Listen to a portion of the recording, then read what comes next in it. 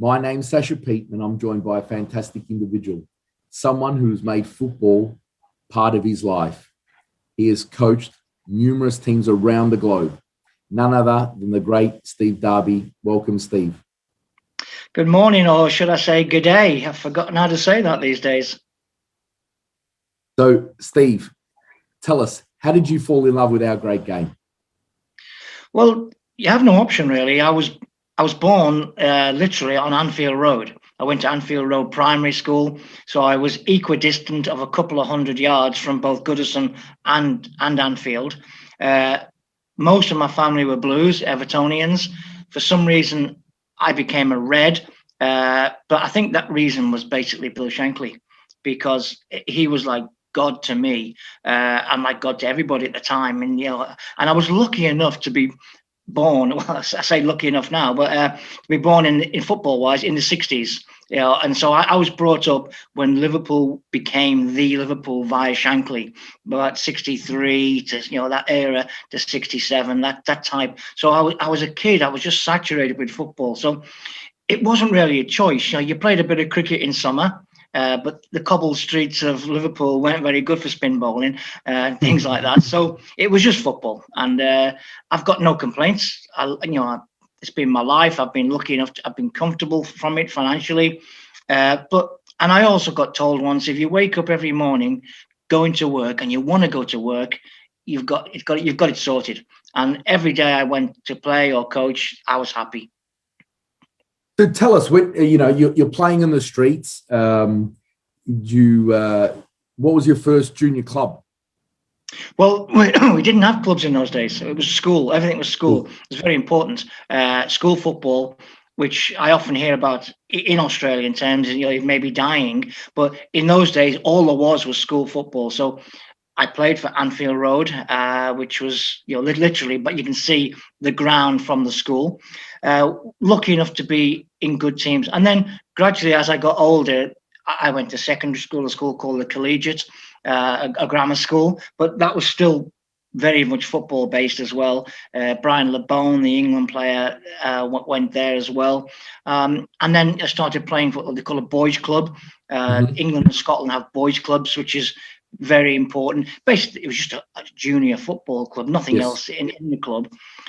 So I ended up, when I was about 15 or 16, playing about 60 games a season.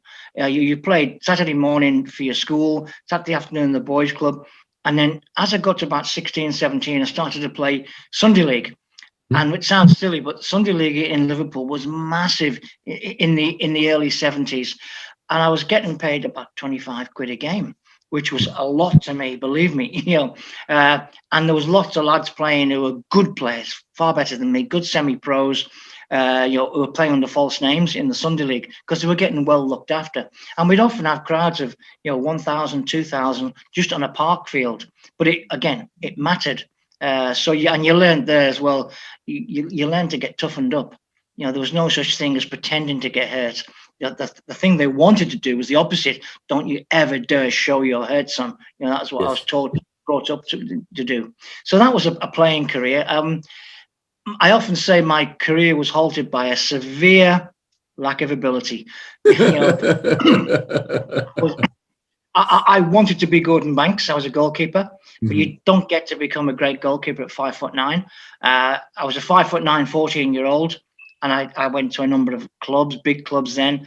But I ended up at Tranmere, which is obviously, that was a great club to me. And then one of the coaches, a very wise man, I would tell you now, said to me, son, we hear you're doing your A-levels. You're going to do your A-levels, as in saying the sixth form in England.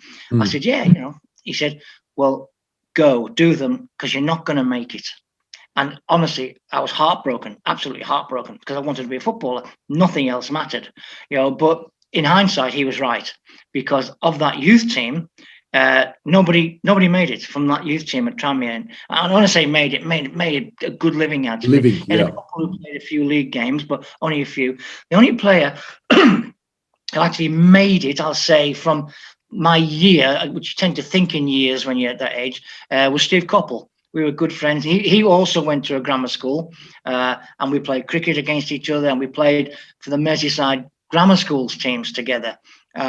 So he was the only one that really kicked on, and he didn't kick on until he was 18.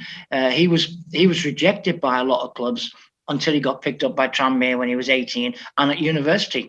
So I then played semi-pro at university. I went to become a PE teacher because that to me was the second best option after being a footballer. I played semi-pro in the Yorkshire League, the Northern Premier League, and I was commuting from Leeds to Liverpool on Sundays, getting me money, which as a student was great, to get paid, at that time. So that was the playing career, and then I ended up getting signed as a player coach for Devonport in Australia, and that was the start of the Australian journey. Oh, fantastic! So, what brought you to Australia? Why Australia? Well, I'd been in Bahrain for 2 years. Believe me, there was luck in football. There's right place, right time. Yep. I'd qualified from uni, and I'd started my first ever teaching job. So I was a PE teacher at a school, and I got a phone call. Do you want to go to Bahrain? And full-time coach. I didn't talk about the salary. Didn't even think. I said yes. The answer is yes. I resigned from teaching, and right away went. It turns out I was on about 6 times the amount I would have been teaching, but that didn't matter. I just wanted to be a full-timer. So I went out to coach there, and I was coaching a team called East Rafah or Rafah Shargi. I taught myself Arabic while I was out there because there was nothing else to do in those days. There was no TV, so you just coached, played, coached, and then went home. So I coached that, and then when the national team came into a session, the league closed down. So I went in with the national coach, a fellow called Jack Mansell, as like an assistant national coach, and I was 24 at the time, and it was what a learning experience. And he was tough, he was hard. If I was no good, he told me, and if I was good, he told me. And I was working with top players. Probably the best goalkeeper I've ever worked with in my life was there, a fellow called Hamoud Sultan. So if there's any Arabic watchers in Australia, they'll know who Hamoud Sultan was, the Bahrain goalkeeper. So I was there for 2 years. Then a fellow called Ayatollah Khomeini in Iran came along, and all the foreigners got kicked out. Okay. So I went back to England, and then I was doing my English A license. They called it the full badge in England, A license. And there was a couple of Aussies on the course, and they've been sent over by the Tasmanian FA to spot players and coaches to come across to Australia. So I literally got a phone call. Do you want to go to Tasmania? And my first thought was, great, I've never been to Africa. Yeah, because even though I qualified as a geography teacher as well, then I realized where Tassie was. And I thought, well, yeah, the option was going back to teaching or full-time again. So I went out to become a player coach at Devonport Football Club, Northern Tassie. And I'll be honest, what a fantastic club. Way ahead of their time. And they still are ahead of their time. I'm still in contact with my ex-players there. Still in contact with many of the people from the club, and the club is a wonderful club. I don't know if you know it much, but it's great. But it was fascinating. I landed in Launceston, and I was walking down the steps of the plane, and there was a reporter, huge, as you know, huge media attention in Tassie. One reporter, and he was a cameraman as well. And he said to me, "Can you walk down the steps, juggling this ball with your bag over your shoulder?" Mate, if I could do that, this would be Milan Airport or Barcelona Airport, and it was hilarious. Got in the car, and one of the first things I do whenever I go anywhere in a different country, I get the local papers. Remember, this is before the internet these days. So I bought the local papers, and I saw, Penguin 74, Devonport 63, and I thought I will be one hell of a goalkeeper here. This is the level, because I'd never heard of Aussie rules football. So you had teams like Mole Creek and things like this, and then of course I started to learn about the game of Aussie rules, and I ended up enjoying it. I really did, and I actually did a year coaching. I tried my hand at coaching as a schoolboy team, and it was great. But it was such a culture shock to see Aussie rules. I couldn't believe the shorts, the shirts, and the game itself, where you could batter each other and no red cards. It was a great cultural shock. But that was welcome to Tassie. It was a great experience. And so we're talking about what time frame did you say that you're in Well, first come to I Australia? arrived. I arrived in Tassie at 1980, and I spent 6 years there. I went from Devonport. I became the director of coaching the year after, which was an old position run by a fellow called Eric Worthington, who was the national director of coaching, who was a magnificent individual, and also way ahead of his time again. And he set up the coaching structure for all the states, and I was Tasmania. And by being the Tasmanian coach, I got sent to New Zealand to become a FIFA instructor for Oceania. So it was, again, I could tell you, you can be in the right place at the right time, and it can go your way, or the opposite. So I had 6 years in Tassie. I ended up going back to teaching because most of the football was semi-pro. You Yes. trained at night, and I thought, well, I'm sitting around doing nothing all day. I found out teachers are quite well paid in Australia, so I was ended up, playing and coaching at the same time, playing, coaching, and teaching. So it was very good, and I played for a number of clubs down there. South Hobart, the oldest club in Tassie, one of the oldest in Australia, Croatia, but the major one was White Eagles, a Polish club. I learned a lot about the Polish history there. In fact, a lot of the history I've learned about anything was through football. I didn't know Croatia existed until I came to Australia.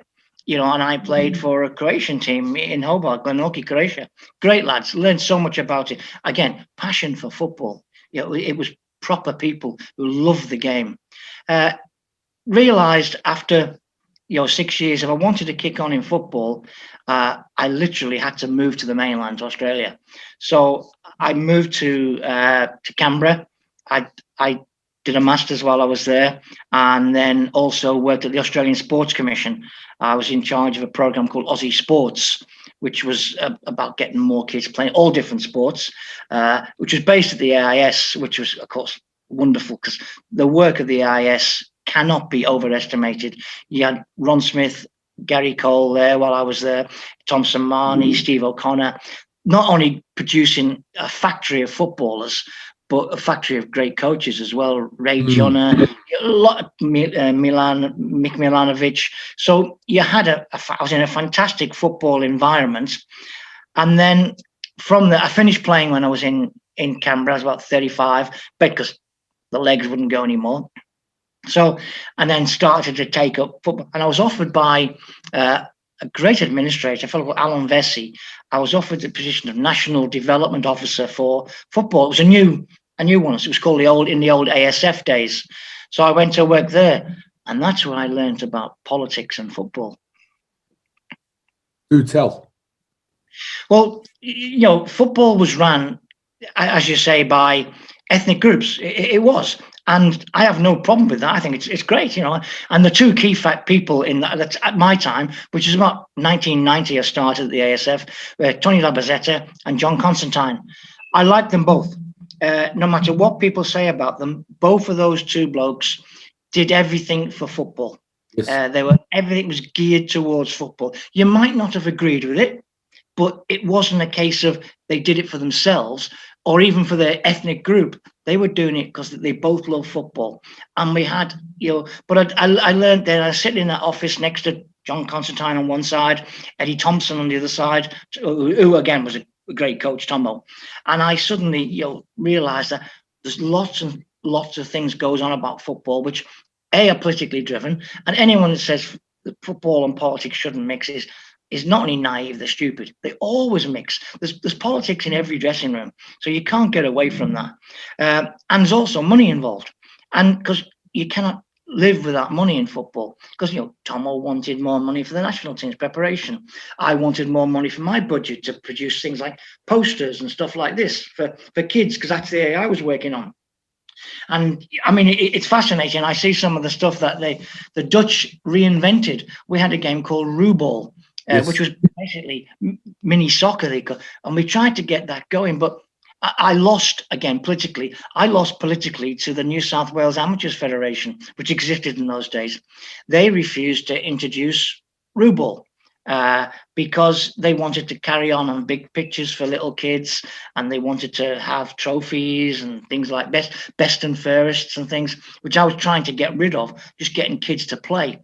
Now it seems to have changed a bit now. So it has. Which suggests, Steve, you were ahead of your time. So you envisaged this the small-sided feed, because I remember when I started playing, I'm 44 and I started playing at 9, so let's call it 86. Sort of similar time frame. I was playing on a big pitch, and there'd be times that when we would play against a weaker opposition, they wouldn't cross the halfway line. And I remember the only difference was where we took the corner kick from, because we didn't take the corner kick from the actual corner flag. It was probably 6 or 8 yards closer, right? Maybe a little bit outside the box, but we could hardly kick that far anyway. So interesting. So this idea of small-sided games, introduction of greater touches. You wrote a book on that whole idea. I wrote a book on, because I wanted to get through to two sets of people. The football fanatic was already there. There was no point me working. I had to get through to the teachers, because teachers are so important. They access literally the kids every day, and also to the mums, I'll say, because mums in many ways control what the kid does. And yes. I always thought that if mums saw some of the things that were going on in rugby league and Aussie rules, some of the batterings their kids were getting taken, football or soccer was safer. If I could get that through, and my view is I don't care who plays football. I don't care if it's male, female, black, white, gay, straight, Catholic, Muslim. To me, football's everybody. And that's what I tried to get through, that we were for everybody football. And we tried to produce posters, resources, videos.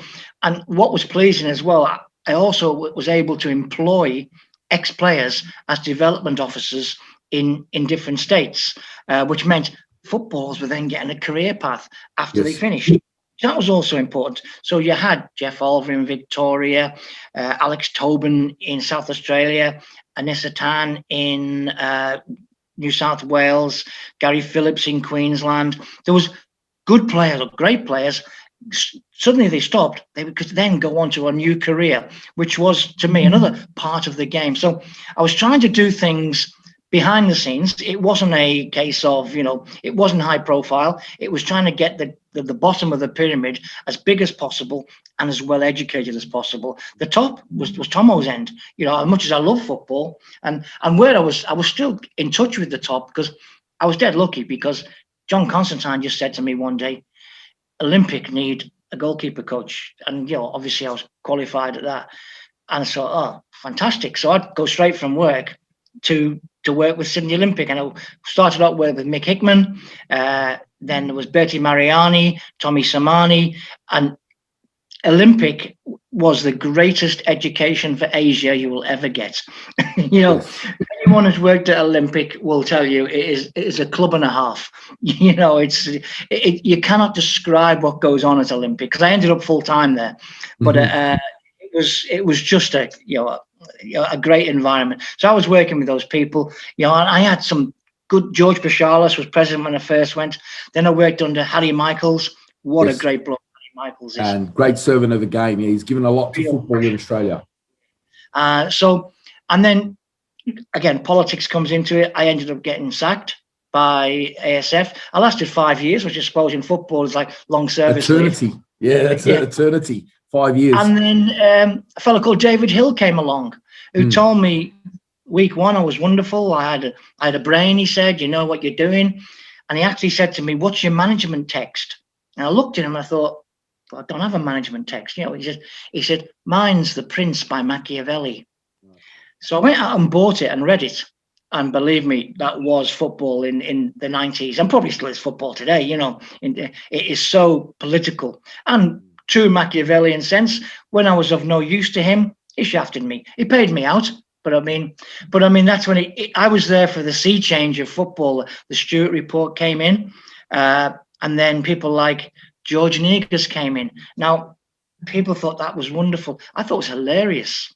I'll be honest, because we had a football forum in Melbourne, And I remember George Negus standing up in front of it and saying to people, in case you've been on the moon, I'm George Negus. And he laughed, and the whole place was silent because on the front row was all the, I'll use this in the nicest possible, and Ozzy will understand it, all the old wogs were on the front row. Yes. Superb dressed, passion for giving their life for football. And this looked at him so to say, who are you? You know? Yes. And I once saw him take his kid onto the pitch at Sydney Football Stadium and head the ball back and forth to his own kid. Not his kid's fault, but we don't want to see that. We want to see the national team play, or young kids playing in some sort of tournament on the pitch. We don't want to see committee men. We don't want them. We want players to be the stars. We don't want administrators. I didn't want to be the star. I wanted Paul Wade to be the star, who, by the way, was a fantastic assistance to me. He was national team captain, but he backed everything I did publicly, and that was a wonderful thing to get. Wadey was great, and I'm so delighted to see he's still in the game, through his role. I mean, and that's the good thing about football. You end up keeping mates for life. That is reality. So after I got shafted, the first thing after I got shafted was I got a phone call. Harry Michaels, you're coming on television. I said, Harry, I've never really, I'd done a few SBSs, I'd done a few Galaxy TV in those days. It was with Andy Pascalides, it was great help, great assistance to me. And so I was doing all that. And then suddenly Harry says, no, you're coming with me. And the reality is he was looking after me. And I'll never, ever forget that, that when you needed somebody, Harry was there. And, what a top bloke. I mean, like I said before, I qualified as a teacher. And the reality of football is you're going to get sacked. Yes. At some coaching. So whenever I get, and the other reality is of football is that why do you get sacked? The bills keep coming in still.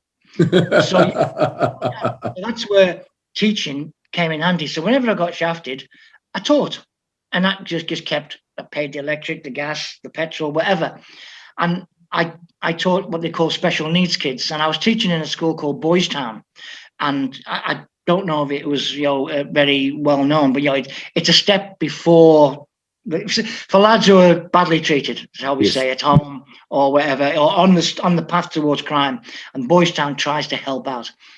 And I said to Harry, can I bring a couple of these kids to have a look what happens behind the scenes? At 010 it was called then. So a football show. Yeah, no problem. So I took these lads and I warned them, don't you dare pinch anything, because I said, this bloke's going to do the right. And Harry was top class. He looked after them. He let them have a go on the camera. He let them have a go on the screen. He was wonderful. And I thought that's people like that. You meet people through football who are good people. And that summarized it. And then that was 18 years really in a nutshell. And then I got the phone call after I'd gone from Sydney Olympic that, do you fancy going to Malaysia for 6 weeks? I said, yeah, of course, why not? And then I ended up staying for 3 years. So you came across some fantastic individuals, and you've already named 2 Socceroo stewards. Who are some of the other people that maybe came in and out of the AIS that you just thought, oh, this kid or man really should be playing at the next level? Well, the first one, really, like I said, the AIS is top class. The first one that I came across was a fellow called Ned Zelic. Yes. And he wasn't at the AIS. I was coaching ACT. I was coaching the Canberra state team. And I picked this lad, and they kept saying to me, oh, he's too slow. And I said, well, he keeps slowly going past people. Because he had the most magnificent touch of a ball. He could see things 3 moves ahead of people. He was a smashing lad as well, a good family. That helps, And he was just a wonderful player. And then obviously people like Ron Smith saw him. There was a lot of talent in the ACT. You had him, you had Birchie, Andy Bernal, another great player. And whilst I was working at the Sports Commission, I did a little bit of coaching, obviously, with the AIS. And there was a fellow called Viduka who wasn't a bad player either. I mean, people say, anything, say what you like about Vidukes, but he had the most wonderful feet.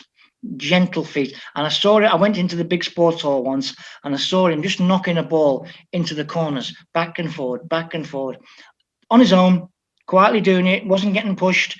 As well as being a beast in the gym, he was actually, a top class, individual trainer.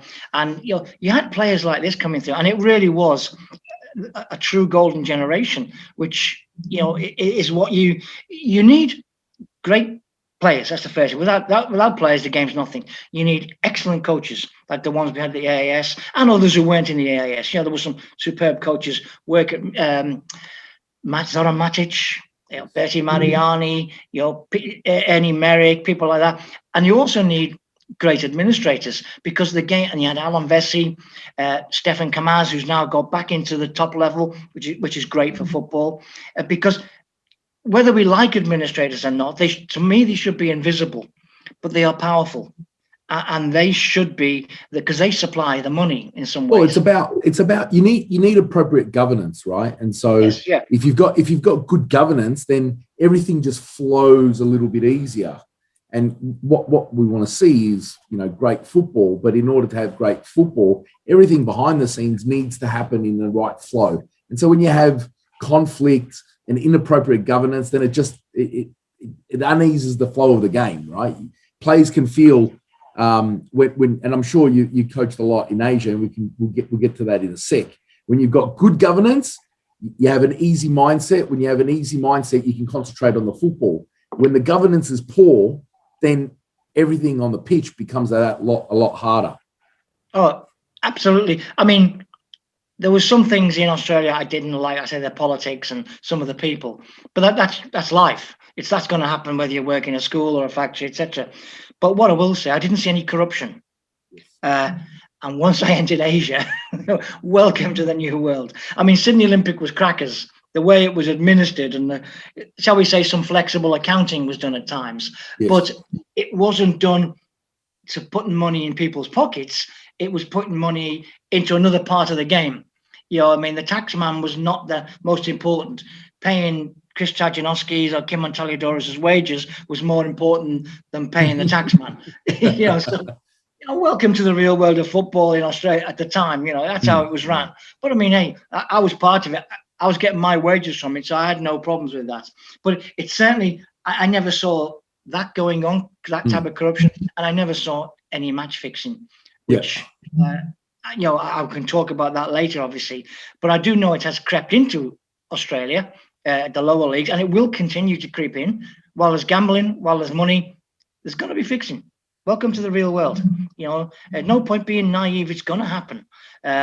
So you just got to make sure, and that's where your governance comes in. You've got to be able to control that somehow. The 6 week come to Asia that lasted 3 years. I take it that was at Johor. But basically what happened was Ron Smith, who had been at the AS, he'd gone across to coach one of the Johor teams, and there was 2 Johor teams at the time. And the other team sacked their coach and said, Ron, can you get us a coach from Australia? All I want him to do is to keep it. All I want, this coach to do is to keep us up, because we were bottom of the second division. So I went across. Smithy said, look, it's going to be tough, but there's some good players in this team. And in fact, I turned out I had 2 Socceroos in the team, because I walked in, I didn't know, I had Darren Stewart and Milan Blagojevich in the team. And I walked in, I said, what are you doing? And they said, Darbs, there's some good lads here. We just need organising. The previous coach had been a lovely bloke, but he was just a nice man who was out of his depth, So I said, okay. And the first thing is reduced training. He'd had the bosses again, the administration there, had told him to train them twice a day, and the lads were knackered. So I said, okay, we'll train once a day, and we'll reduce the load. We'll have days off. Oh, the players couldn't believe it. And suddenly they were flying. And we ended up, we saved relegation, because we basically won every game, what was left of the season. We saved relegation. But what also happened was we were still in the FA Cup, which they didn't even think about, because they thought they had no chance.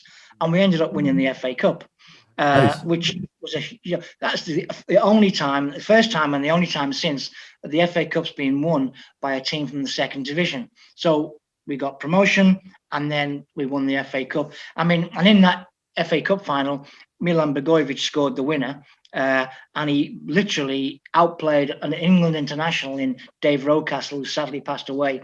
He was playing for Sabah at the time.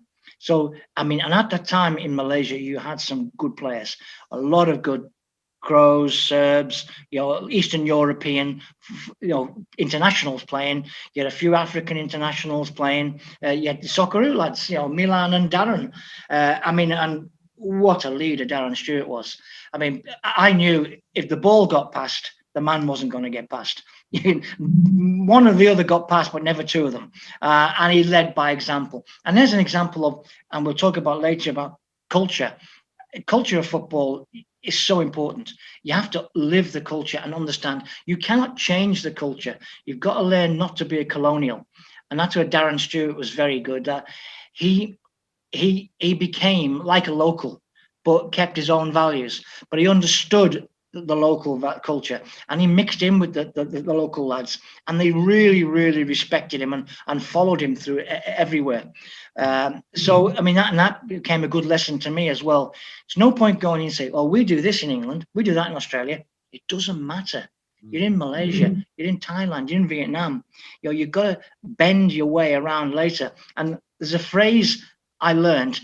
I hate the word philosophy. I hate the word project. I can't stand those two phrases. But if there's one thing that does fit into it in Asia, is you've got to be like bamboo. And I looked at a bloke who taught me that. And I said, "What do you mean?" Because there wasn't much bamboo in Anfield Road. He said, "Well, you got to bend." He says, "What you think, you got to bend like that sometimes. Not snap. That might be match fixing or letting the president pick your team. You got to bend a little. Listen to the bloke. Talk to him, nod at him, and say, yeah, I understand. But then do what you want yourself. Keep your own values, but be prepared to bend and be prepared to listen to people, to be good to people. And if you listen to people, sometimes change your mind, because maybe you're not always right." I mean, I read about coaches saying, "Oh, the Asian teams don't press." Well, they don't press because it's so hot. And it's massive humidity. You cannot press for 90 minutes in Malaysia. You have to drop off to the halfway line and organize yourself differently. So you can't do everything your way. You have to adapt to local culture. So that was the best advice I've ever had. And in terms of giving to other people who come to Asia, because you get loads of lads wanting to come to Asia, and they think it's easy. It's not. It's be like bamboo. The Aussies, because there was a bunch of Aussies that in your time when you were in Malaysia, what would you describe the standard of football in comparison to, let's say, the NSL?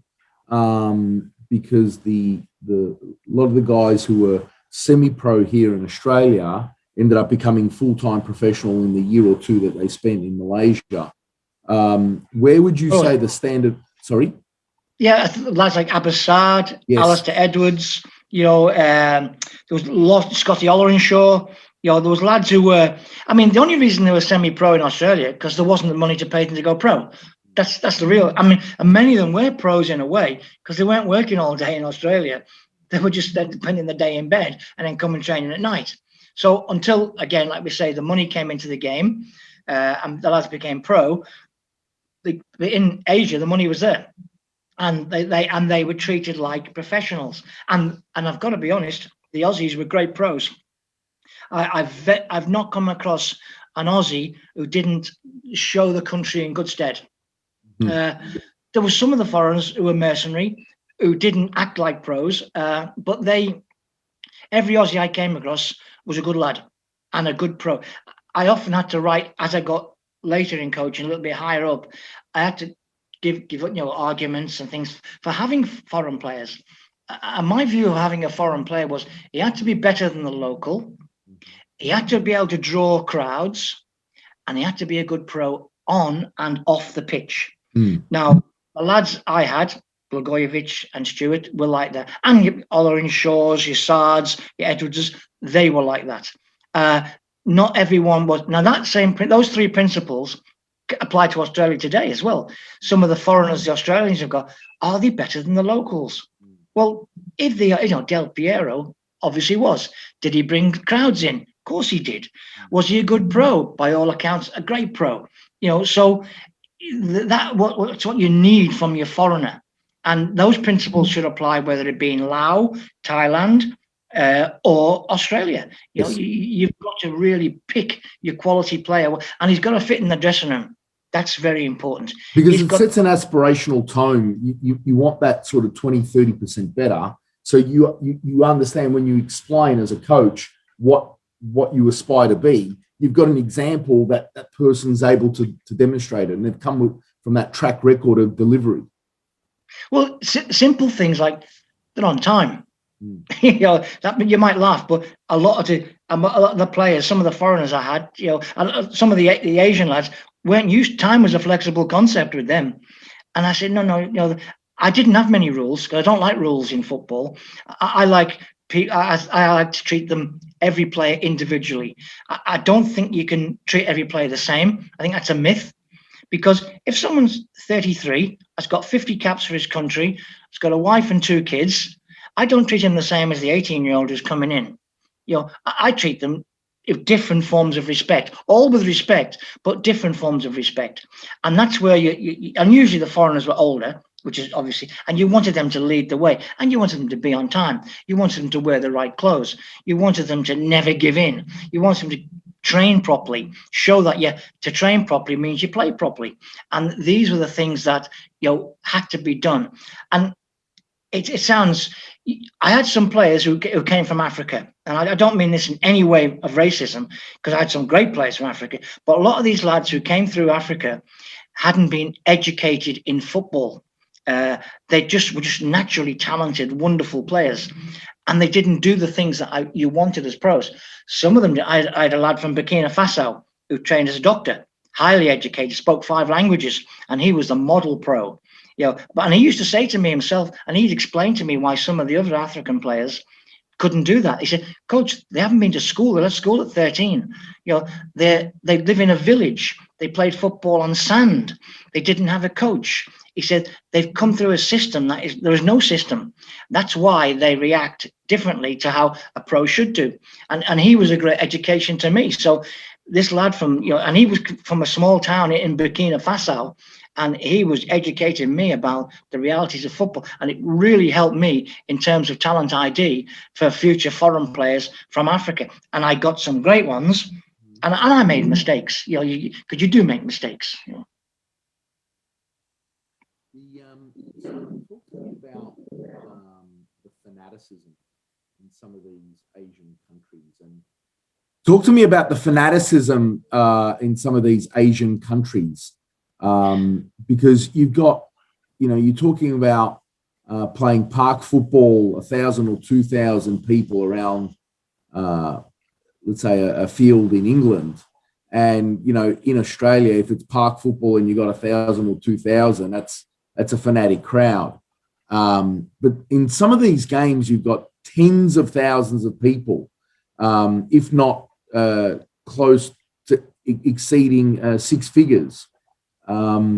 What is it like culturally, just to lead up to, let's say, whether it's a derby or 2 rival teams playing? Talk to me about the pressure of being in amongst some of these Asian hotspots. Well, the biggest example of that was I'd been did a few years in Malaysia, then Vietnam, etc. But I went to a place called Perak, and my first game in Perak was what they call the Super Cup, which was held at Bukit Jalil Stadium, and that was where the league winners played the cup winners, etc. And I'd signed a Croatian player who was great player, Vedran Rožić, his name was. Quality. And then I played him, I signed him, and then we walked into the stadium, and it was 2 hours before the game. We had to get there, and as normal, you go onto the pitch. You always do. It's a cultural habit all footballers do. We walked on the pitch, and we were hit by 100,000, a wall of noise. And I knew it was coming because I'd been in Malaysia before. And he just looked at me and said, "Coach," in his best Croatian accent, "This is not like Zagreb." He said, I like this a lot. You know, the real heavy Crow accent he had, but it was great. And he played well. He played great in it. So, you know, I had in that team, I had a Burkina Faso, a boy from Guinea, and a Croatian. And I had Chinese. I had a Chinese Malay, a Malaysian Malay, an Indian Malay. Massive cultural differences. I worked it out one day. We had 7 religions in the dressing room, including an atheist, and we never had a problem. And that's where often I sit and watch the TV news and I see the religious riots, the race riots all over the world. They happen all everywhere. And I think in that dressing room, we never had a problem. Not one. We used to pray before the game. The lads, it was the appropriate thing to do in Malaysia. They prayed, and it was an Islamic prayer because the culture was Islam. And the Christians, the animists, the Buddhists in the team would join the circle, bow their head, do the right thing. The captain, who was a Malaysian, he would lead the Islamic prayer. And it was a wonderful thing to see that even as a non-believer, these people respected each other. And football created that respect. And I've seen that. And it's like the racial thing. You know, it doesn't matter what colour a player is. You know, he can play. If he's a good player, he's a good player. It doesn't matter what gender they are. You know, it makes me laugh when I hear blokes hammer women's soccer. Some of the best professionals I've seen were females. When I coached the Australian women's team for a while, what great professionals they were. Fanatical, dedicated to the game. And it's funny enough, the ones who insulted the females tended to be the blokes who'd never really played. The top players, I'll say Wadey, Jeff Olver, people like this who were internationals at the time, Alex Tobin, you know, they backed the female Socceroos, as they were called. They weren't called Matildas then. They backed them and they supported them publicly, which was a really important thing publicly. Eddie Thompson backed them. Eric Worthington backed them. And that gave them an acceptance. And they didn't let the other people down. They weren't, you know, they were dedicated pro. The only difference was they weren't earning money. They were paying to play for their country, and they were still given the attitude of someone was on 100 grand a week. You know, so that business about, and when you've seen some of the players, I mean, a mate of mine's Tommy Samani. He's coached the girl Marta in USA, and he said to me, "Dabs, what a player! She could play anywhere. She could play, you know, and she certainly was." And there was a striker for the USA called Michelle Ackers. She could have handled NSL. A-League. She was a monster, 6'3", wall of muscle, and could play. So there is, you know, there's the games are slightly different, but neither should be knocked. You know, it should be respected. And again, and you also get things like the special needs, what we call it, kids playing football. And why not? They deserve the right to get as much pleasure as I did. You don't have to be great to enjoy it. You know, people should be allowed to play anywhere, everywhere. You know, and the biggest thing you miss when you stop playing is playing. I mean, no matter what people say, playing is the greatest thing in the world. Coaching is the second best job in the world. Yeah, so some fanaticism. You also coached at Home United. You spent a little bit of time there at home. Of your time in Asia, who would you say? Which was the strongest team that you had?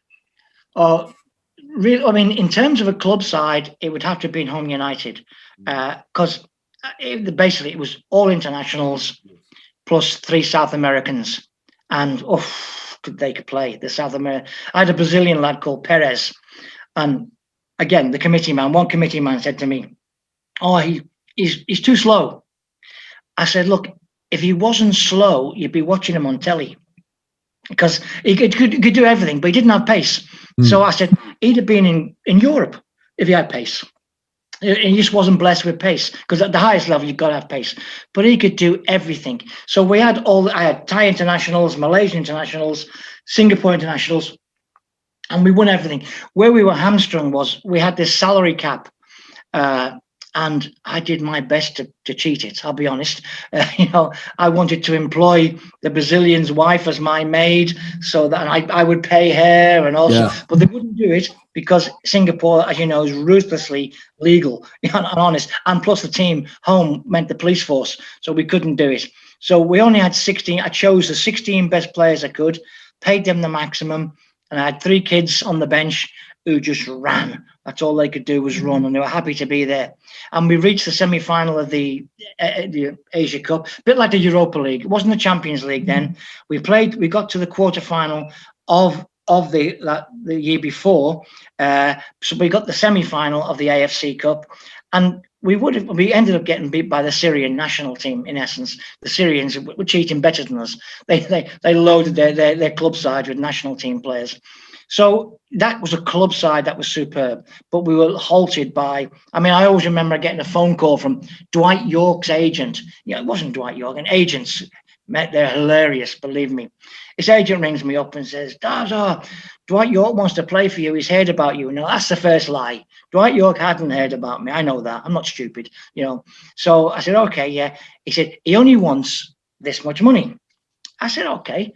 I said, yeah, I've got that much money, but that's my salary cap for the whole month for the whole 16 players. I said, unless playing one, and suddenly Dwight didn't fancy me that much then. And to be honest, it wasn't Dwight's fault. Dwight wouldn't have known where he was talking about, But it was, you were hamstrung by that. And actually, if Australia ever goes to the salary cap, it will be interesting how it's managed, because it's so easy to cheat and difficult to manage. I tried to sign Baichung Bhutia, the Indian star, and he was great. He was honest to me. He looked me in the face and said, Steve, this is what I earn playing for Mohun Bagan, East Bengal in India. If you can match it, I'll come, because I want a lifestyle for my family. I said, I can't match it. We shook hands, couldn't do it. And I found out later he hadn't lied. He was honest. That's exactly what he was getting. So I respected him as a person for the way he negotiated. But some of the agents, oh my goodness, Pinocchio was based on a football agent, I think. There are some good ones, but believe me, there are some rogues. Not only rogues for the game, but rogues to their own players. Some of them were taking 50% of a player's wages in Malaysia. And they were just hawking the players around from place to place, treating them like dirt. And it was terrible to see, and of course, every agent tells you every player has got 2 feet, good in the air, is quick, got endurance. You never seen a bad player yet, have you? So I'm not a fan of bad agents. I'm a fan of good agents, because there can be some good, honest ones. People like Scott Olenshaw's gone into the agency game, and he's good. He was honest. He got me a couple of players who never let me down. So you can do that. But so it's very important that you learn when you're coaching how to deal with agents. Again, it's almost politics, isn't it? The talk to me about the nature of, because the idea that there's a couple of scandals. I remember I was speaking with Joe Coletta, who was involved in a. He went to Prague, Joe. Yep. Yeah. Joe was at Prague. Got a good reputation. Everyone liked Joe. He played at Olympic while I was there as well. Yeah. Some pace. And could score. And he was in the middle of a team where he pretty much the entire team got embroiled in a player scandal. Fortunately for him, they didn't want to include the Aussie in on the fix, and they were the only ones that were trying to win the game, while the rest of the team. So what is it really about throwing a game? Is that the easiest way that the No, it's not. Joe was in the period, I think it'd be 95, when it really was huge in Malaysia, and they had to wipe it out. It was so bad. But it's not like win or lose. That's, I'll say, almost too naive. It's about spot fixing, or what they call the Asian handicap, by winning by over or under a certain amount of goals scored, or the spread of the goals and things like this. It's so difficult I had no idea about it. I'd come from Australia, never entered my head fixing. I'd gone to Malaysia, still wasn't, in my head. I was walking off the half time in one game, and the English lad on the other side walked up to me and said, "You're going to win 2-0. I looked at him and said, "How do you know?" Because it was 0-0 at the time. He said, "Believe me, you're going to win 2-0. We won 2-0. We scored in the 84th and the 89th minute. And I said to him, I said, "How did you know?" He said, "I wasn't involved," he said, "but I can speak Malay, and I'd heard them talking about it. And the reality was we scored in the 84th.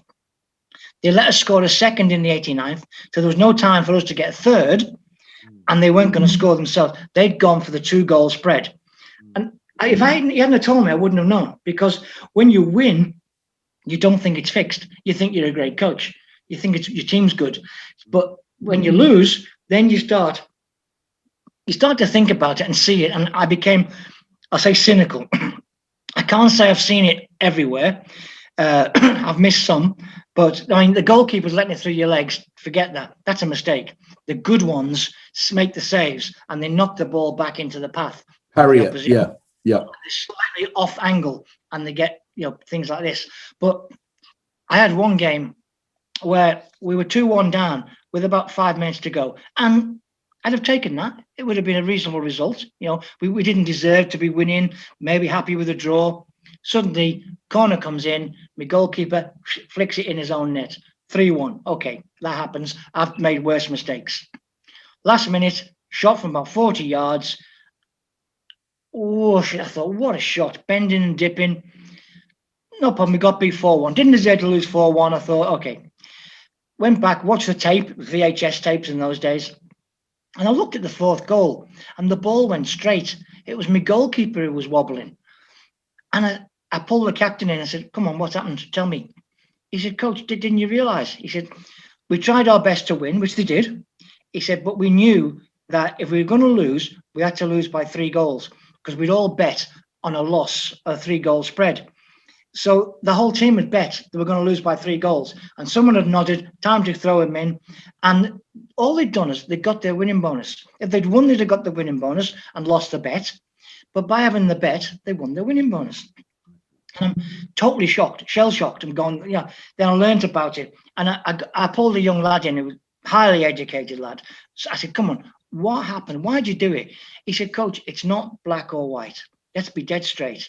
There's shades of grey involved in this. He says, someone rings you up and says, you're on $2,000 a game. I'll give you 10,000 if you make sure your team loses, for example. And you say, no, I don't do that. They say, does your sister still go to that school? Does your mum still go shopping at Tesco's on Sunday morning at 10 o'clock? And suddenly you know exactly what they mean. And suddenly you do it. Now, if you do it, you get paid because they always pay you. That's the one thing you must remember. They will pay because they want you. They want you in. But sometimes the next time they ring you up, it's not 10,000, it's only 8. Because what can you do? You can't report them. There's fear. You can't report them because of the police. And I actually said to this lad, well, why don't they go to the police? And he burst out laughing. He said, don't you realise the bookies have got the cut giving it to the police?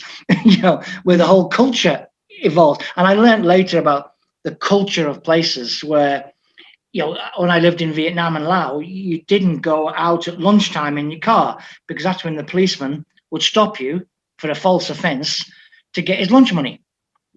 So you learned this different thing. And as a wise administrator said to me, why should young, uneducated lads who've left school at 15 and 16, why should they have high morals and ethics when the parliamentarians and the policemen are criminals?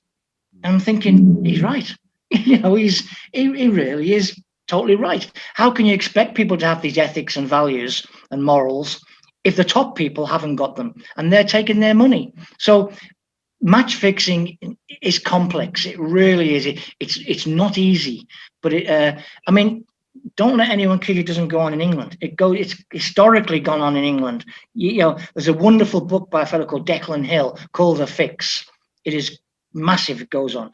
There's an excellent book called Kelong King. Kelong is the slang word in Malaysian for fixing. And this is written by a fixer. And he explains how it's done, why it's done. And let's be honest, the easiest one to fix is the referee. It goes on. And I am convinced I've seen things at World Cup level go on. Can't prove it because it's hard to prove. And, FIFA are not going to show it. But I've been with people who are involved at the highest level, and they say, look, that game was fixed. Not the result, the game, but certain parts of the game were fixed. Yeah. You might have demand a red card in the first half. So someone tops somebody. Okay, it's a bad tackle. Off he goes, says the ref. The bet's in. The people have got their bet. They might go on to win the game with 10 men, but everyone's happy. And that's where you can't have your high horse of morals. You've got to learn about that. But you mentioned, I mean, another good example was in Singapore, Home United. We tended to win most games. And we were winning one game, and they had the goals, illegal betting, totally legal there. If you got 9 goals or more, the bet stopped. Bets were off. The paid off. It was like a bell curve, where if you had no goals, it was a little bit of money. 4 goals, you got the most, and things like this. 9 goals plus. We were playing one game, and we went 7-2 up, and about 300 blokes walked out on the other side of it. I just saw them walking out. And I said to my assistant, I said, why are they walking out? We're winning. He said, they've got the 9 goals, they know. And it turned out the goalkeeper for the other side had been on the take. Now, again, a couple of years later, I actually met him. And his view was he'd got 28-1 to the 9 goals, a price of that. So they were going to lose anyway, because we would have beaten them. Once they scored 2, he only had to let 7 in. Yeah, that was enough, so 7 was good for him. And I watched him. He never made a mistake in the game, but he was just to the side occasionally, the wrong angle, or he palmed the ball back in to one of ours. And we had good players. And he'd put on $2,000 at 28-1. He'd got a year's salary from one game, which he was going to lose anyway. And I've had people say to me, a friend of mine was coaching there, and he said his goalkeeper come up to him and said, Coach, I'm telling you now, 2 games a year are mine. And he says, what do you mean? This goalkeeper was top class. He said, 2 games a year. Don't worry, Coach, they'll be away from home. There'll be no pressure, but I own those games. He said, because I've got kids at private school, and these 2 games will pay for my kids at private school. He was worried about his own child's education. And what does a coach do? What can a coach do? This goalkeeper probably kept him in the game, probably won him 18, 21 points a season by being a top goalkeeper. But he gave 2 games, and that kept him. So did you drop him? Because the lad who you drop, you put in, A, might be just as bad, or could be a shocker, because you tended not to have 2 great goalkeepers, So it's a complex argument. Yeah. But anyway, to get back to your football, not the good side, the best team was the Thai national team. I was very, very fortunate to work with Peter Reid and Brian Robson as like the coach, and they were the managers in the English role. But the Thai team, what good footballers. Hard as nails, talented, skillful. A couple came to Australia to play. Suri Suksomkit and Surat Suka did a good job in Melbourne. But there's top players in Thailand. A lot of them now don't go to Australia, they go to Japan because they're making a fortune. There's 3 in Japan at the moment, really, really well paid. I think a couple played for Andy Postecoglou's team. So that is in terms of the best team. I got like a live stream. We played Liverpool. Thailand played Liverpool. Liverpool came over for their pre-season. And we drew 1-1. I mean, and it was a good game. Though the funniest thing I saw was one of our lads nutmegged Mascherano. Peter Reid and I just looked at each other and went, oh no. Because 2 minutes later, you don't nutmeg Mascherano in front of 80,000 people. Our lad was up in the air doing somersaults. Bang! A bit of revenge. But it was a good game. Liverpool had a strong side out. Fernando Torres was playing in those days. Not Stephen G didn't play. Jared didn't play. Jamie Carragher was playing. So it was really that, in a sense, coming from Anfield, coaching against Liverpool was wow. That was it. And we played, of course, in the Asian Cup. We travelled all over Iran. It was 0-0 with 2 minutes to go, and there was 100,000 in the Azadi Stadium. And I'm going with Brian Robson then. I said, Robbo, I hope we lose, because you've never seen 100,000 more fierce blokes in your life, But we got great results against Iran. We drew 0-0, things like this. So it was good. That was enjoyable. And in terms of more personal enjoyment, professional enjoyment, I coached in the World Cup qualifiers with Laos. I took the Lao national team, and we played Korea. That was well, what a great game. I mean, I'm playing for Korea was Son Heung-min. Wasn't a bad player, I might add. He scored 3 and assisted 2. They had him playing. They had a fellow called Key, who was playing for Newcastle at the time. So they had 2 Premier League players. They had 3 in the Bundesliga, and the rest were in the Chinese league. They only had 1 K-League player. And honest to God, we couldn't get out of our half. It was 28 minutes before their goalkeeper touched it. Doesn't matter what tactics you do, that's a separate issue, talking about things like this. But I've got to say, Son Heung-min, great lad. Because I'll be honest, I told one of our players to mark Son Heung-min, kick him on the halfway line, not near our own goal because they were so good at free kicks.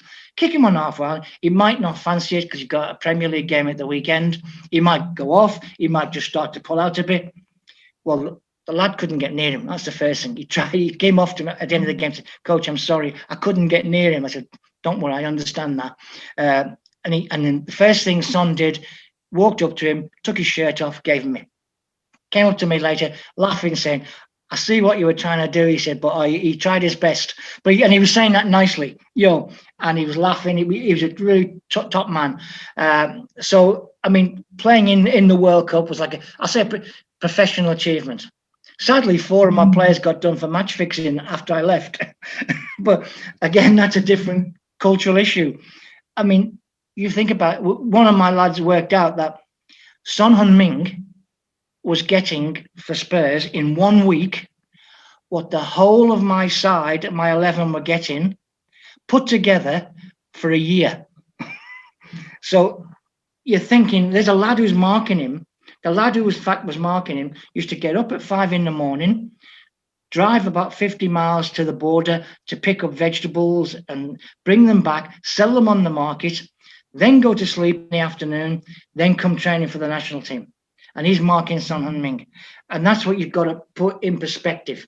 And you've got to put in perspective that often in some of these places, you'll get the administrators offering $1 million bonuses. Well, you could offer Lau $10 million bonus. Yeah, you're not going to beat Korea.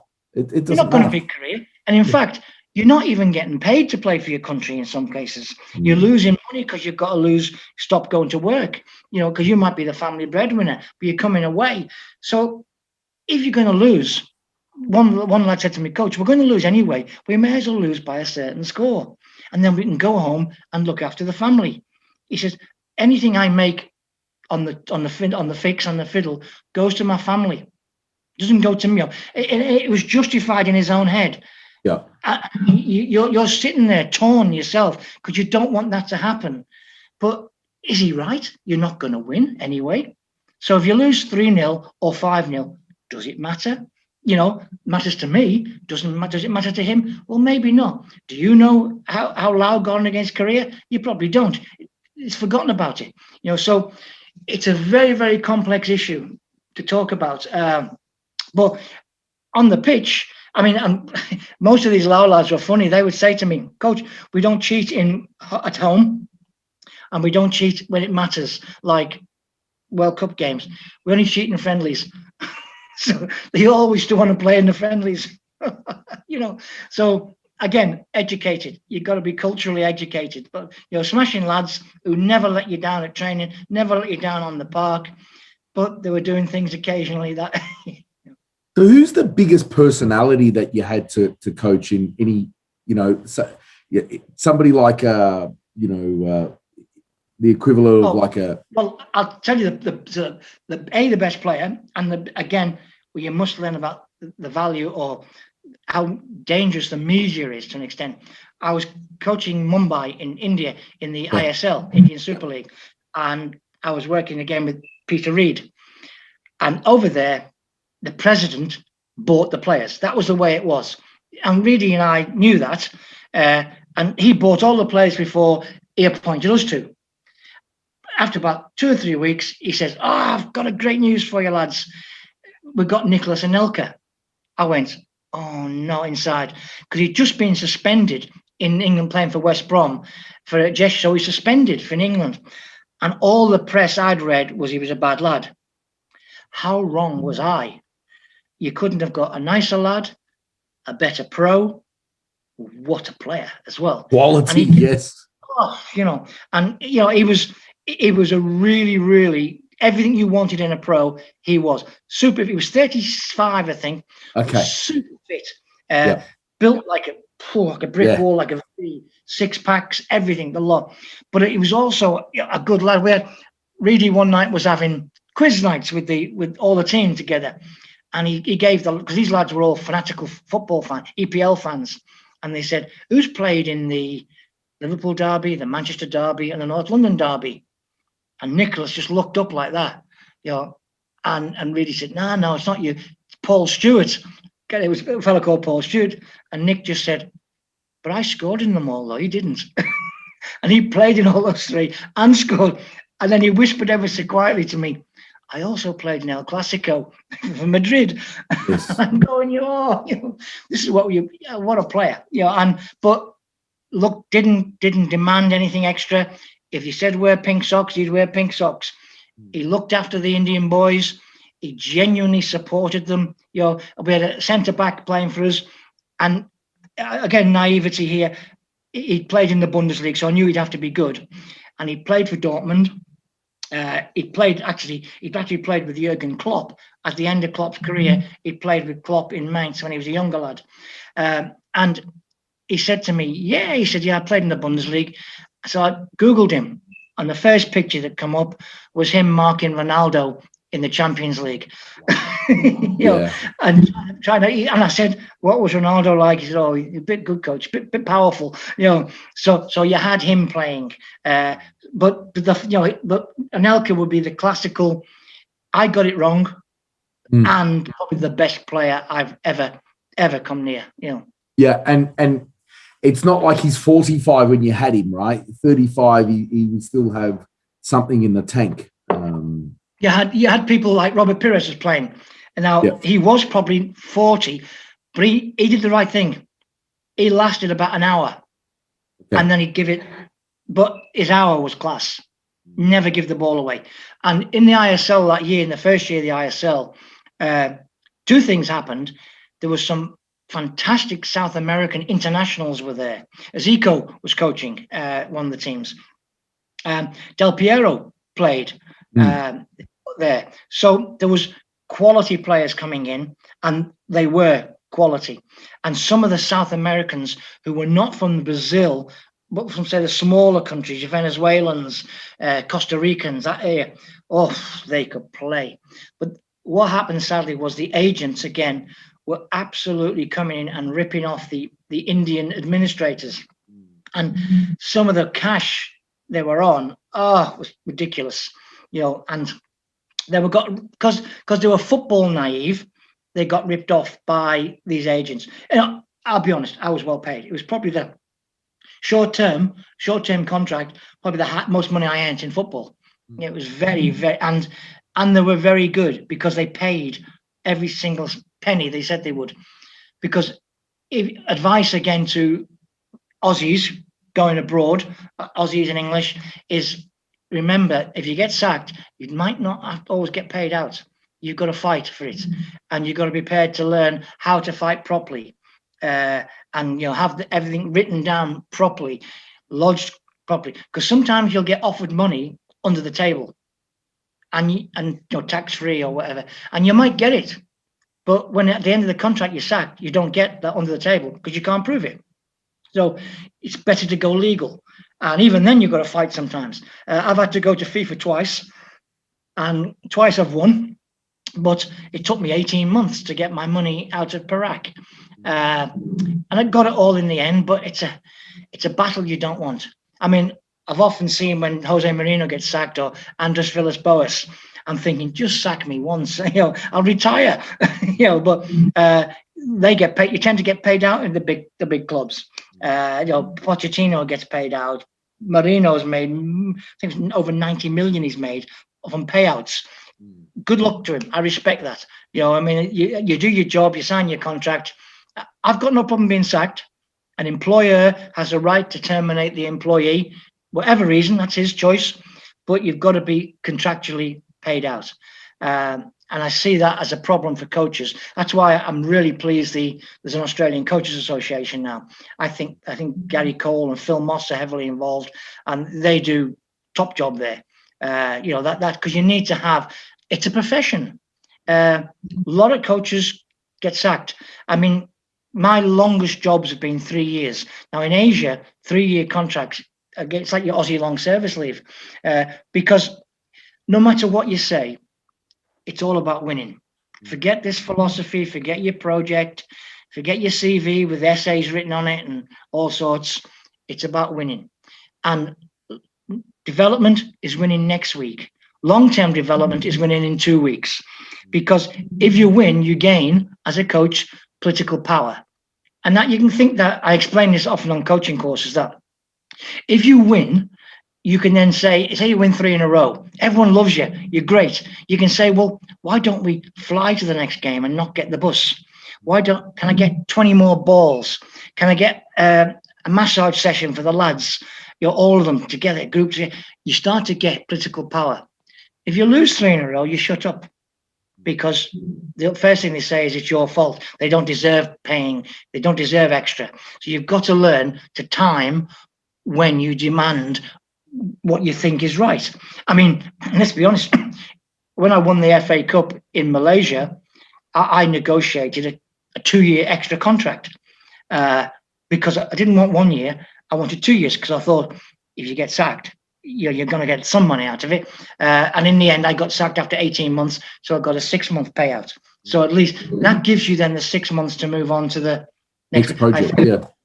I moved on to Vietnam, which was an absolute education in itself. Vietnam. I went there to coach the men's Olympic team, which is fine, great. Really looking forward to that. I got there, and after about a week, a big black car pulled up, and my translator, who was a different class, and you can't survive without translators. This is 2001, and virtually nobody spoke English in Vietnam then. It was just purely either Russian, some French, or Vietnamese. So, and she said to me, you're getting in. What do you mean? I said, she said, just get in. So we went in, taken to the Minister for Sport, and he's looked at me straight, and he said, you're coaching the national women's team. I said, no. And she kicked me under the table. We said in English, because he was speaking in Vietnamese. She said, it's not choice. You're doing it, or you'll go home. So I said, then he told me, your wages are the same, and your winning bonus is the same.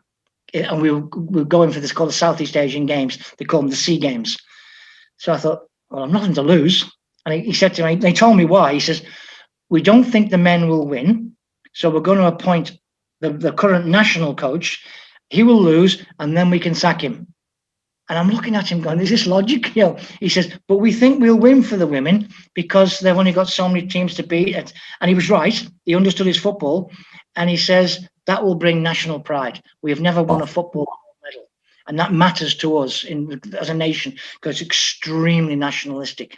So I took them. And a bit like the Aussie girls, absolute top-class pros. Though these girls were pros. They'd lived together for 2 years. When I went into, I saw one of their rooms, and I thought, oh, it's not good. I'll try and get them a better room. And the translator said, Coach, this is paradise. This is like 5-star to what they've come from. He said, because most of the girls are working class girls or poor girls, She says, they had an AC, she says. They've got a telly. And they've got their own shower between 2 of them. This is paradise. And I realized it was. And so they gave everything. But you talk about translators, you've got to have them. And I had about 3 or 4 at first, and they were useless. Oh, God, they were hopeless. I said to one, I was looking at her, I kept saying, why do you keep saying yes? You keep saying yes to me. I said, are you a giraffe? She went, yes. So I realized, boom, she'd gone. Eventually, I got this one who I walked into the office, and there she stood up. She had high heels on, a mini skirt. So that was a good start. And she went, g'day, mate. I looked at her. I said, where'd you learn that? She said, I taught myself Australian. She didn't say English, in Melbourne. She said, I went to work as a trainer as an accountant in Melbourne. I taught myself Australian. And I speak Aussie. And she put all the slang on. She was great, no idea about football, but it didn't matter because she could do things perfectly. When I was angry, she was angry. When I was happy, she was happy. So one day I said to her, tell him to knock it to the far post. Next minute, the balls are going bing, bing towards the corner flag. I said, what are you doing? What did you tell them? You said hit it to the furthest stick. I said, the far post, that's the far, point there. Because their girls did exactly what you told them. They were pinging the corner. And she was pretty good one. And one day, I shall translate this I'll use an Irish term, shall we say. One day I tell them to firkin welly it. It wasn't quite that phrase. And next minute, she's looking in a little electronic dictionary. And she didn't normally use that. She normally had everything in her head right away. I said, what are you doing? Tell them now. She says, I know what firkin is. In fact, I quite like it, she says, but what's this welly? So, of course, you learn when you go to coach abroad, you don't use slang. You've got to use, proper words. But probably we won the SEA Games gold. The pride it got for those girls, it was fantastic. They were crying their eyes out with genuine, sincere pride, singing the national anthem. They love their country in Vietnam. So that was, that meant something to them. They became back like heroes. But we couldn't play other girls in the country because we were the national team. We had no one to play. So we played blokes. So we played the men's under 23 team, and they would play one touch, and we would play normal. And they ended up great games. Great games of football. It's very hard to play one touch all the time for men, not non-stop. And we play normal. And it took away the power aspect, took away the power of men sprinting past. So we've got good games. Then other times we play older men where the legs had gone a bit, who are good footballers. And then we played them equally. And we had good games. One day we played the embassy team, the expat team, because they'd heard about this women's team who played men's teams. So we played them. And this real colonial rah-rah boy, English, I'm sad to say, he whacked one of our girls. I said, mate, don't do that. And he said, she's got to learn, she's going to play football, she's got to be tough and all that. I said, mate, it's not that. I said, just don't do it. And he's kicked it again. I said, okay. 5 minutes later, he's limped off, blood pouring out of his shin. My captain had just said, hey, you don't do that to one of mine. And my captain had gone in and just topped him. And he didn't see it coming, didn't have any idea, because she could play, and she'd sliced him up and he's going berserk. I said, mate, that's what I told you. I said, this bloke can play. I said, why do you think they won the war? They're hard people, And I said, they mean it when they kick you. And I just loved it. And she's sitting there, she's about 5'3", and she's just smiling, going, don't do that again to my players, And she was, and talk about Darren Stewart like that as a leader. I've had some other great leaders, but this girl, her name was Lung. What a leader she was. She would have killed for the team. She would have literally killed anybody to win the team. Steve, you've spent your whole life in football, and now you've written another book. Talk to me about that project. And when's it coming out? Yeah, I wrote a few books while I was in Australia, but mainly coaching books, coach education books about Rue Ball and things like this. This one, it wasn't written by me. It's a biography. A fellow called Anthony Sutton, who's a football fanatic, who he's an English lad who lives out in Indonesia, in Jakarta, and his handle, if that's the correct word, is Jakarta Casual. And he had a big blog, and he'd follow football, and I'd been in contact with him. I'd done a few interviews for him, and he then came to work in England, and I'd come back to England. I'll be honest, I came back to England after Laos because of COVID, and my mum's on her own. Reality of life, she's 90, she's on her own. I've got to do the right thing. Time to do that. So I came back, and I had time on my hands, and he approached me and said, look, I want to write your life story. And he writes in an unusual style, really, really well researched. He made me take him to the house where I was born. And I had to walk from that house along the back streets of Liverpool to Anfield, because I lived literally about 500 metres from Anfield, where I was born. And then he made me walk through Stanley Park to Goodison, because my dad would take me to Goodison. He tried to make me a Blue. And he did things like this. And then people who I respected in my career, I had a PE lecturer at Carnegie College, a fellow called Mervyn Beck, who taught me how to coach. And he went all the way to Leeds, sit there, met with Mervyn Beck, and said, "Look, is this true?" And Merv said, "Yes, that's what he did." And he got the stories, and he'd speak about working with Peter Reid, with Brian Robson, who that was, I mean, just to be honest, that was an education alone. They're proper football men. They they don't know about footballs. And again, it's what you see. You couldn't get Brian Robson has got 90 odd caps for England, captain of Man United, and you couldn't get a more humble man. Just humble, quiet, but get him on a pitch. And a story of him was, one day I was taking a session and we were one player short. I wanted to play 11v11 versus Thailand. So I put him middle and midfield for the reserves, the squad players. Man of the match at 56.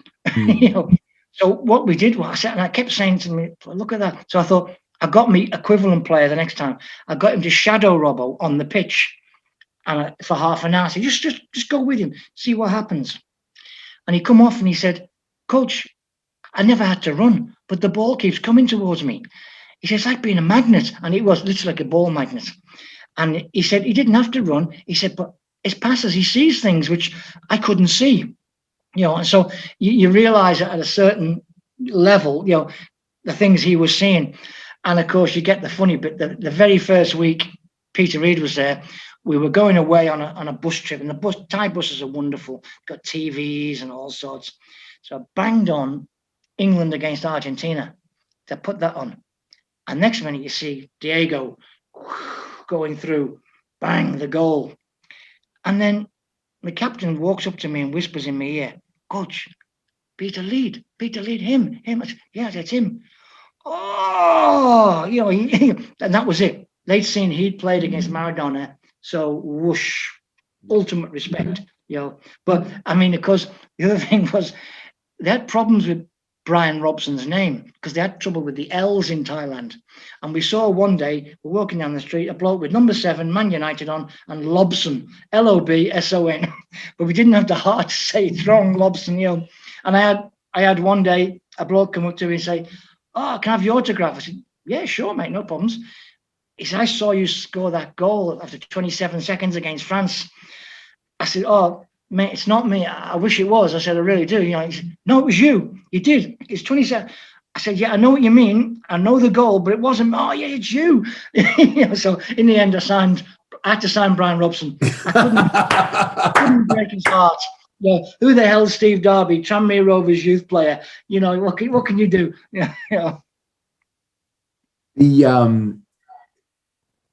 Talk to me, Steve. You've coached many sides.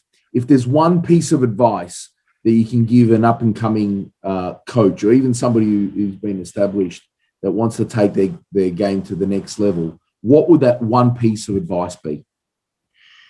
Well, I'd say win at first. Seriously, because if you don't win, you're not there as a coach. If you don't win, you're not there long enough anyway. You're going to get sacked.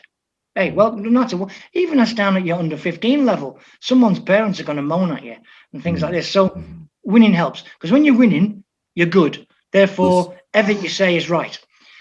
If I was talking to what I say to the younger players is hard work. It's, you've got to be a pro. I've spoke to a lot of young kids at times. To be a pro, you've got to have talent. Let's be honest. You've got to have a certain talent, because if it wasn't just talent, I'd be playing in goal for Milan or Juventus or Liverpool, because I had the hard work and the attitude. I wasn't good enough to play at that level. So you've got to have talent. But if you've got the talent, then you've got to start working hard, because no matter what, the best players work hard. I've not come across a top player yet who hasn't worked hard, who doesn't give everything in training. I've come across talented lads who cheat and they don't last long. They suddenly either get their hammies go, or they get injured, or they don't fancy it, or their teammates turn against them. So you've got to work hard. And whether you like it or not, you need luck. because I honestly believe there is luck in the game. I've seen great players who do work hard, who've had bad luck with injuries, genuine injuries, not soft tissue injuries because they haven't prepared well. Leg breaks, you can't cater for that. ACLs, what can you do if your ACL goes?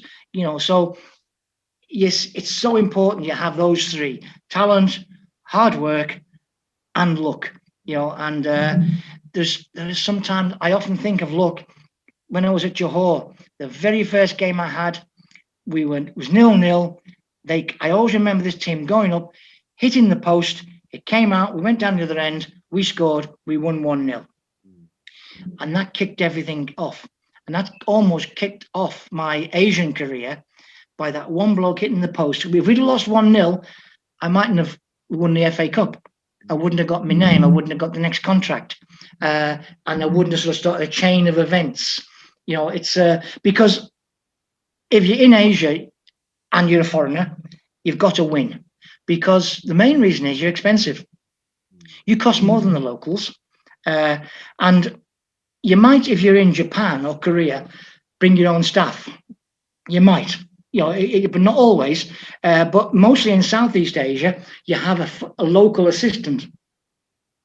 Usually it's economic, which is true, because it's going to be a lot cheaper. But sadly, sometimes he's a team spy because he's spying for the president. And I had one bloke who said to me, "Coach, I've got a report on you, what you do and all that." He says, "Don't worry, I think you're great. You're a great coach. I'll say good things." And he's a lovely lad, but he had no choice, because if he hadn't spied, he would have been, literally out of a job. And at the highest level, spying, when I was in Vietnam, I'd see across the training center, I used to see a bloke every session behind a tree looking like that. And he'd go back, and I said, "What's that bloke over there?" And they all said, "Oh, that's the Ministry of Sport spy," in their version. I said, "Bring him over." So a couple of the players ran over and got him over, and he was really upset. He was petrified. I said, "Show me what you're doing." And he showed me. He had the most magnificent notes you could see. I said, "Can I have a copy?" I said, "They're brilliant, mate. They're better than mine." I said, "I can't, because I keep a copy of everything I do." I said, "That's fantastic." And he was such a nice bloke. He was giving me copies of his notes the next week, But in that time of Vietnam, it was culturally different. We had a team spy, and they all knew who she was, and she had to report about once a month to the ministry of anything against the party. Any of the girls were speaking. She didn't, because she was one of the girls. She was all right, but that was her role, and no one minded. It was and you talk about culture again. When I was in 2001, there was only one ATM in the whole of the Hanoi. When I was there, they opened the first escalator, and they had to have escalator police, because what was happening was people were coming in from the countryside to see the moving stairs, and they were going up them and stopping and smashing into each other. So they had to have people dragging them off. So and now you go to Hanoi now, it's totally different. It's just like anywhere else in the world. But you learn about the experiences like this and the cultural things. As in Fiji, I looked down at half time, and the lads are drinking. They're drinking kava, and enjoying the game. And it's alcohol, but it didn't matter to them. And again, cultural. As in Malaysia, I get a phone call from my striker. Great lad, good pro, everything you want. Local boy, Malaysian international. "Coach, I can't come training." I said, "What's wrong? You sick? Your car not working?" "No, I've got to take my mum shopping." I said, "You're joking? I'm paying." I was going mad. I said, "I'm paying you. We've got a big game coming up. You've got to come training." He said, "Coach, you can drop me, you can find me, you can do what you want to me, but my mum says I've got to take shopping." And he had to go. And I spoke to they call them the managers in Malaysia, and he said, "Steve, he's got no choice. He has to do it. It's cultural." And so he had to take his mum shopping because his dad was sick, so he had to go. He was the eldest boy, and there was no choice. It wasn't like, you're not to do your job and all that. No, you look after your mum. And it was important. My big centre half, and I was later at Perak, he says, "I'm getting married, and here's an invitation to the wedding coach." I said, "Oh, great, thank you." Looked at it. "You can't play that day. We're playing. We're playing a big game." But they're all big games because you lost, He said, got no choice. I said, I know your girlfriend. I said, she'd understand, wouldn't she? I said, it's nothing to do with her. She's great. She's great. I want to play, coach. She doesn't mind. She likes me playing. It's our families. The numbers are right. And we've got our two families have met. They found the right numbers. That's the right date. We have to get married that date. And he did. That was the end of the story. I lost my centre back for that game. So you learn cultural, you can't beat culture. You adapt. Be like bamboo. Adapt.